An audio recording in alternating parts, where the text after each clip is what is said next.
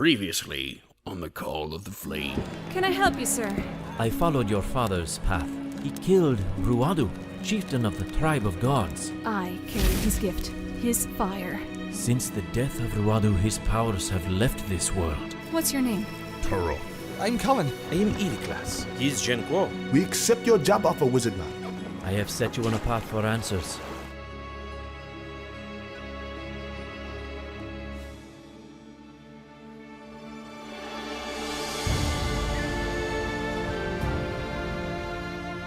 The Call of the Flame, an audio play. Chapter 4, The Terror of Buri, Part 1 of 2.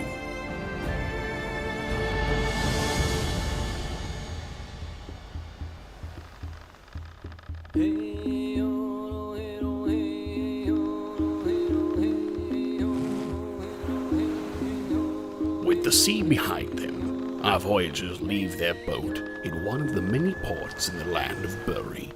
An odd place, a collection of halfling fishing folk, farmers, and islanders, forming an enduring community, united in its suspicion of the bigger races. Yes, just myself and these four. Let me see here. Dwarf, Hello. elven, Yes? human, Good evening to you. and... Human. I am human. I see. As long as you have the coin for it, there's 4 big folk-sized beds available. Yes, thank you. Finally, a bed. For the dwarf, a halfin bed will have to do. Then I'll make do. Thank you so much. You've no idea how long we've been looking On for... your way, big man. I have halfin patrons to attend to. Oh, okay then. You best mind your own, boy. All things are larger to the little folk, as are any hints of danger we give to them.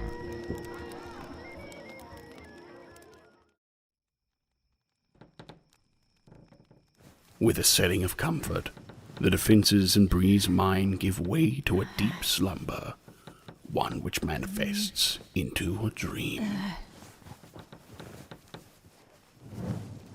No, I didn't ask for this.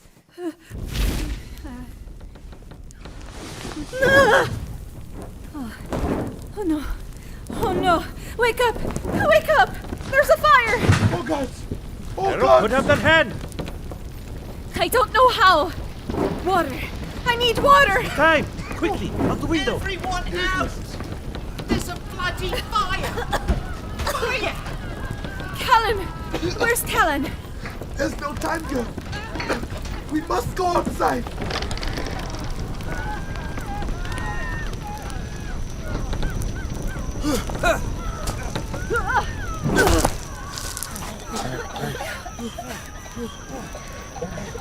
We are safe now. My hand is still... Plunge it in the dirt, quickly! Is that all of us? The orc and the boy. Has anyone seen Turok?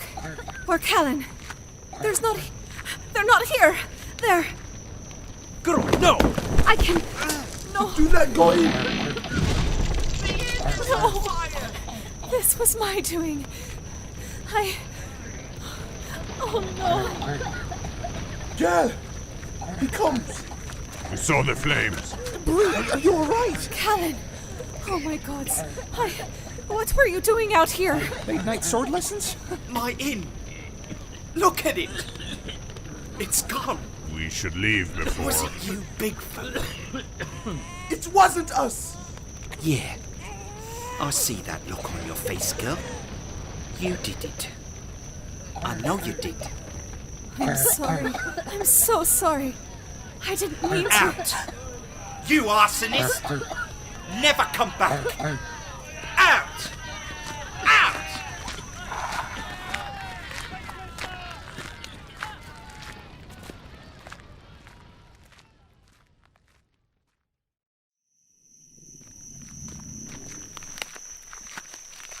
Do you see the way, Orkman?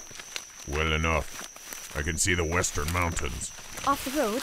Yes. Or would you prefer to wake up to Halfin wardens searching for arsonists nearby? We'll get some distance from this path, then make camp. Yes, perhaps somewhere with nothing, Flammable. I need your elven ears listening. The only breath I can hear is our own. Not all terrors draw breath. Oh, cryptic. Do you want to talk about, well, What? How I had a bad dream that caused me to set my bedding on fire? How I can't control my Magnar powers? How I burned down a bloody inn and ruined lives and nearly ended them? Girl, you must I keep... know, Turok. When we reach Balar, when we meet the Magnar Council, I'm going to ask them if they can take this power away. What? It makes sense. Idiclus. I mean, it's either that or sleep with your hands in buckets. You cannot refuse a gift from the sun herself. Watch me. I will rid myself of this curse. Wait. What do you... Shush. Something. I see nothing. I can hear it too. It's close. It's only the wind. No. We should. Idiclus! Elven! Hold still! Let go of him, you tree!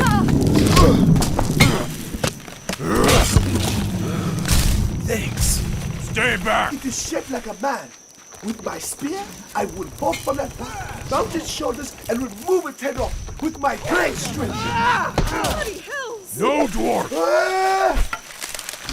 our swords can't kill that. We need an axe. Your arms! Has me! My dagger! Come on, you tree! I have its head. Bad news, my friends. It can live without a head. You two have that in common. I can't hold it! It's got Turok trapped. It's going to impale him. Stop fooling with that dagger and use your fire, girl. What? I can't. I'll... Just try. He'll be dead anyway if you do not. Anyway... Wait! Kurma, stop! Let's go of my friends. Kurma, let them go! Sleep! The tree listens to you. I sort of, made him, so he listens to me. Who are you? And why did you set your wooden beast on I us? didn't! He's the guardian here. What are you all doing so far? And so late? Did you not see my signs? Oh, I knew I should have made them at human height. But I can't reach. We just passed through Buri. I caused lots of trouble in the last town. Lots of people were hurt and we had to leave. Oh, you poor dear. That's close enough, Halpin. If you made this thing, then you must be an incanter. A witch. Well, I don't know about that. I mean, I dabble in Draina's magics and yeah... could you all please put down the weapons? No. Do not let your guard down around this witch. And don't let her speak a word of the old tongue. I behave. I'm putting my daggers away. And my spear. What? I'm not arguing with that bark. Oh, I suppose I have a lot of explaining to do about this. Is anyone hurt? Did he touch any of you? Kuma's hands here are made of poison oak. Oh my. Did he touch all of you? Yes. Well, it was 2 seconds from piercing my heart while I was pinned to the ground when you conveniently arrived. What do you think, witch girl? Oh, I'm so sorry. I have a brew that can help. My house isn't far from here. We should be on our way, not breaking bread with a witch.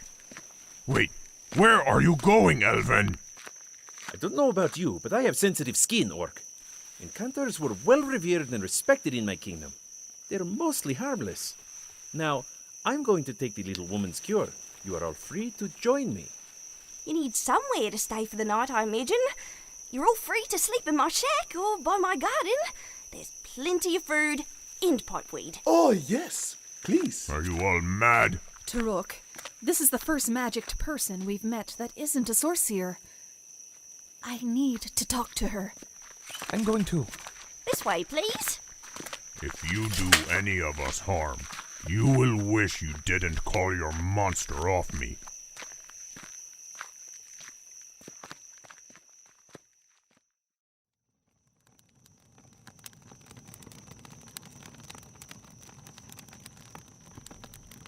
Within the rotting wood of an abandoned house, the halfling enchanter Myrtle has made her home.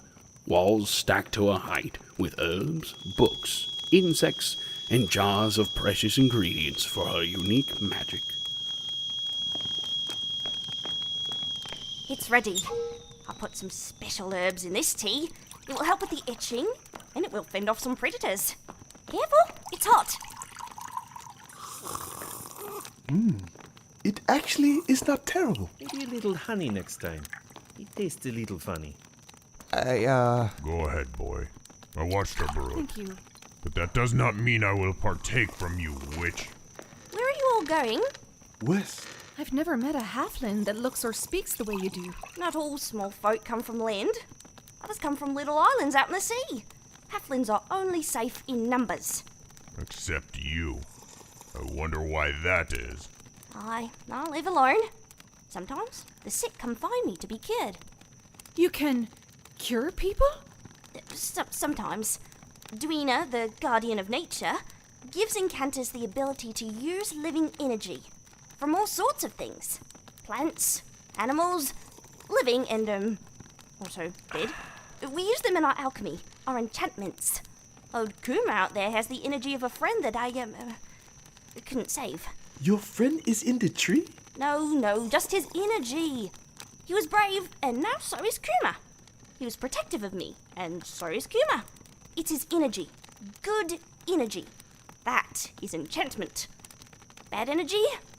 That's... For curses. I feel like I am missing something. It was their alchemy that started the Night's Plague. A curse, a disease, both. Curing our itching skin won't redeem the suffering and death your magic has brought to this world, and will continue to bring. If you'll please excuse me. Oh, be careful! I'm fine.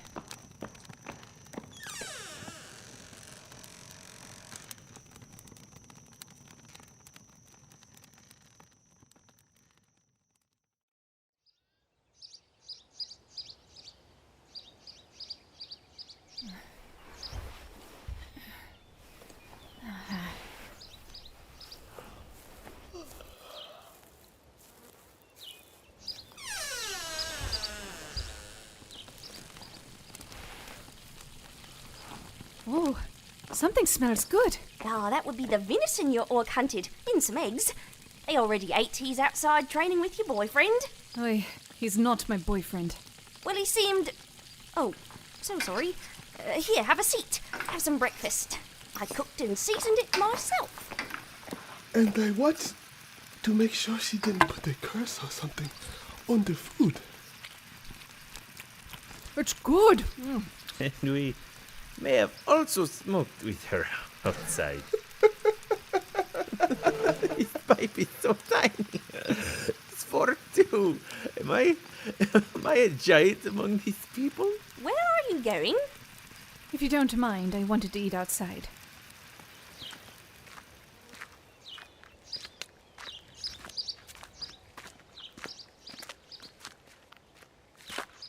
When did you discover your power? As a young lass, of course. That's when it always seems to happen, doesn't it? You get your monthlies, you start filling out your bodice, blushing when you talk to the neighbourhood boy, and then one day you're crying your eyes out to your mum because your dearest pet bunny, Rufus, died. Only not for long, because he's come back still half-eaten and muddy from the little grave you dug in the garden because you wanted him so badly to come back and didn't know you could do that, and now you have to watch him die twice, but this time by rolling pin because Mum is not having it. I thought I had a rude awakening. I just thought I was a really good gardener. Wait, you too? Could I tell you something? Rather, show you. Please do. Or I'll just keep gabbing. Forgive me, I haven't had company in a long time. I don't know why, but I feel I could trust you. Good gods! How did you do that? I don't know how. I've seen quite a bit, some by my own hand, but I've never seen anything like that. You haven't? Have you ever read about it, at least? You poor dear. Oh, it's scary at first, isn't it? I've nearly killed so many people already. It's not life-giving. It consumes. Remember the the bit about the plague. But you didn't do that yourself. I know what you're feeling. You need a little schooling. I want to pitch in, but I don't know how. My god is not yours. If yours is still... I'm so sorry. That's all right. Thank you for letting me share, at least. Of course. We're leaving now. Come.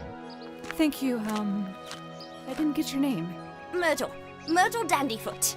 Thank you, Myrtle. After we get to Balar, I may return here, if you really can conjure special cures. You're welcome. Good luck! Come, you three. Bella. Bella.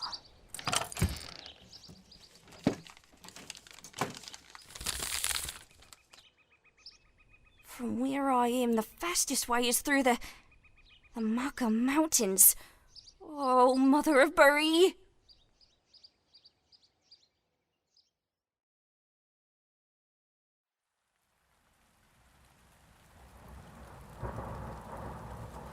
As the Voyagers leave Myrtle's forest shack behind them, Bree looks over her shoulder, watching it grow smaller as she goes further, hoping that she will see it ahead of her path again someday.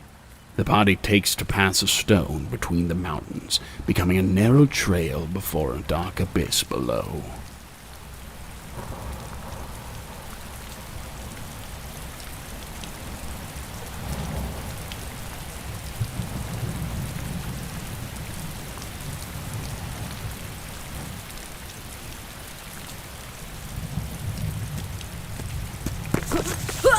Bree, are you okay? I'm fine. Dwarf, what lies ahead? More cold and wetness.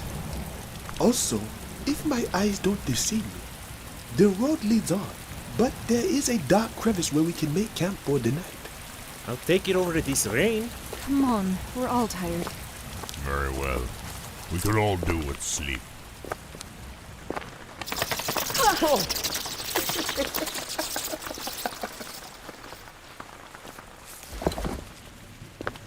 You spoke of this thing, this night's plague. What is that? How could you not know what the Night's Plague is? You'll have to excuse him. Dwarves never had the misfortune. It's been a while since old Bay told me the story.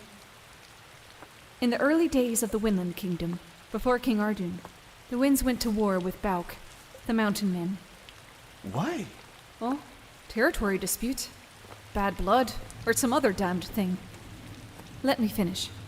The mountain men were losing, so they turned to their magicked folk. They had no Magnirs or Sorcerers like other kingdoms. They prayed only to Dwina, and only had the enchanters, who until then did not fight. All they ever did was learn, count, make potions, and speak funny phrases. So they all came together, with all their knowledge and books, all they knew about pestilence and dark magic, and made a thing. Not a curse, not a plague, but both, so they could weaken their enemy. This plague would kill the sorry soul that got sick, but the body would rise again from beyond the grave. Pale, hunched, hairless, long nails and teeth, with a ravenous thirst for blood. The enchanters were clever, so they made the curse so that these undead not walk in the daylight, so that the mountain men could move their army in day. They were made with a weakness for wood and silver, things the winds didn't fight with. The Night's Plague started in Winland, like they hoped, but it spread back to their home and to Gathland. The whole bloody continent, shrouded in 5 years of war with the undead. Lots of heroic songs and stories stem from that time. And grim ones. Our traders gathered and spread it to Himmerthrall and to the east. In Gathland, enchanters have to burn their books. Nor are they allowed to group together for fear they'll get up to something. I'm going to sleep.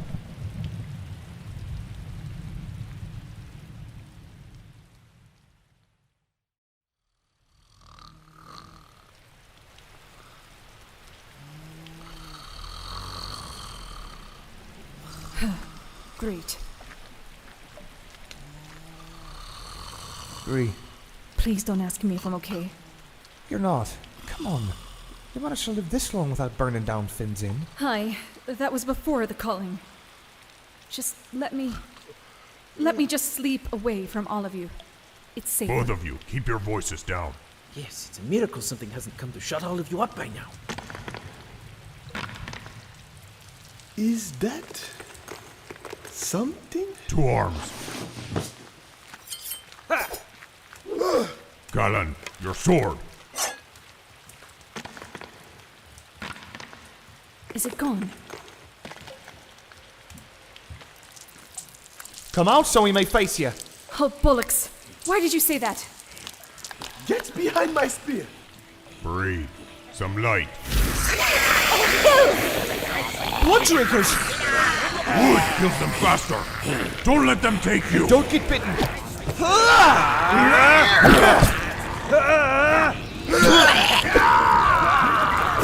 Die, you foul things! Why did I bring a sword?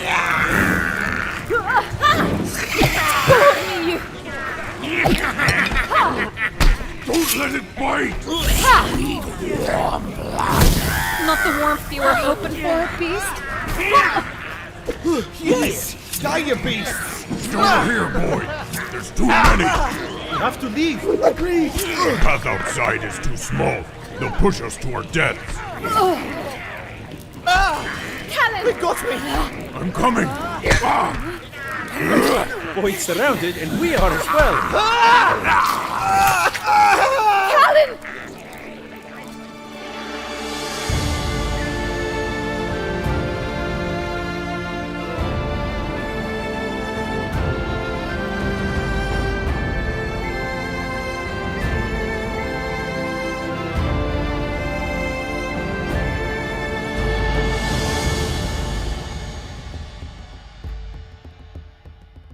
The Call of the Flame.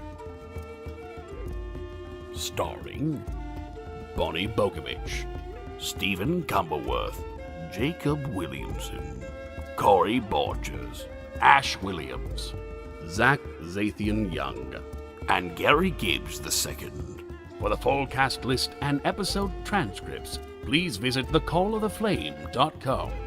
This podcast was written and produced by 𝐂𝐚𝐥𝐥, with music by Adam Halpin, with additional tracks by Stephen Cumberworth. Both can be found on Bandcamp. Sonoran speech by Megan Watson. Editing by 𝐂𝐚𝐥𝐥 and Sasha Bloor. Read the podcast description and follow us on our pages of media. Send a bird bearing the hashtag #COTFpodcast. Join our Discord to meet the cast and crew. But for bonus audio, music, and updates on the upcoming book 2, visit patreon.com/The Call of the Flame. To ask us about sponsorship, send an electronic letter to thecalloftheflamepodcast@gmail.com. Gather around in 2 weeks for the next installment of our play. This has been a Magnia production. I am your narrator, George Hochter. We thank you all for listening.